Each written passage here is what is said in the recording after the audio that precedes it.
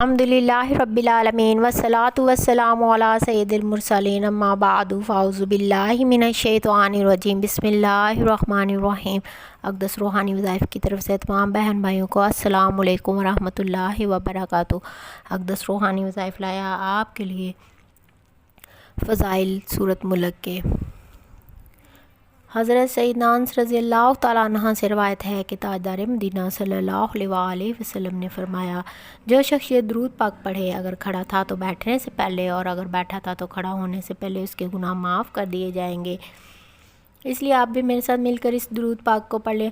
اللہم صلی علی سیدنا و مولانا محمد وعلی آلہ وسلم۔ چلتے ہیں آج کے سورۃ ملک کے فضائل کی طرف۔ یہ سورت مکہ مکرمہ میں نازل ہوئی اور اپنے مضمون کے لحاظ سے بڑی اہمیت اور فضیلت والی ہے۔ اس سورت کو تبارک، مانیہ، منیجیہ اور واقعہ بھی کہا جاتا ہے۔ حضرت ابن مسعود رضی اللہ تعالیٰ عنہ سے روایت ہے کہ اس سورت کو رسول اللہ صلی اللہ تعالیٰ علیہ وآلہ وسلم کے زمانہ میں ہم مانیہ یعنی عذاب الہی سے روکنے والی سورت کہتے تھے۔ حضرت ابن عباس رضی اللہ تعالیٰ عنہ روایت کرتے ہیں کہ بعض صحابہ نے ایک قبر پر بغیر جانے بوجھے خیمہ نصب کیا تو وہاں سے ایک صاحب کی آواز آئی جو سورۃ ملک کی تلاوت کر رہے تھے، یہاں تک کہ انہوں نے پوری سورۃ ملک پڑھی۔ یہ سورت سن کر خیمہ لگانے والے صحابی نے آ کر ماجرا رسول اللہ صلی اللہ علیہ وآلہ وسلم کی خدمت میں عرض کیا تو آپ نے فرمایا، یہ مانیہ ہے اور منیجیہ ہے جو عذاب قبر سے نجات دیتی ہے۔ حضرت ابن عباس رضی اللہ تعالیٰ عنہ سے روایت ہے کہ انہوں نے ایک شخص سے کہا کہ کیا میں تمہیں ایک ایسی حدیث کا تحفہ نہ دوں جس سے تم خوش ہو جاؤ؟ اس نے کہا، ہاں کیوں نہیں۔ حضرت ابن عباس رضی اللہ تعالیٰ عنہ نے فرمایا کہ سورۃ ملک تم خود بھی پڑھو اور اپنے اہل و عیال اور اپنے گھر کے تمام بچوں اور پڑوسیوں کو اس کی تعلیم دو، کیونکہ یہ سورت نجات دلانے والی ہے اور قیامت کے دن اپنے رب کے پاس اپنے پڑھنے والے کے لیے جنگ کرے گی اور آتش جہنم سے بچانے کا مطالبہ کرے گی، اور اس کے ذریعے اس کا پڑھنے والا عذاب قبر سے نجات پائے گا۔ حضرت ابو ہریرہ رضی اللہ تعالیٰ عنہ سے روایت ہے کہ رسول اللہ صلی اللہ تعالیٰ علیہ وآلہ وسلم نے فرمایا کہ قرآن کریم میں ایک سورت ہے جس میں 30 آیتیں ہیں۔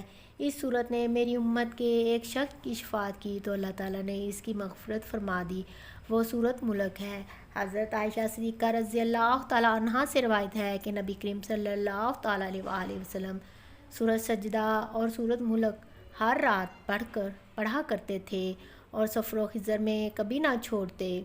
چاند دیکھ کر اگر اسے پڑھا جائے تو مہینہ کے 30 دن تک وہ سختیوں سے محفوظ رہے گا، اس لیے یہ 30 آیتیں 30 دنوں کے لیے کافی ہیں۔ اگر کوئی شخص سوتے وقت اس سورت کو ایک مرتبہ پڑھنے کا معمول بنا لے تو انشاءاللہ اس سورت کی برکت سے وہ قبر کے عذاب سے محفوظ رہے گا، عالم سکرات میں ذرا بھر تکلیف نہ ہوگی، قیامت کے دن حضور اس کی شفاعت کریں گے۔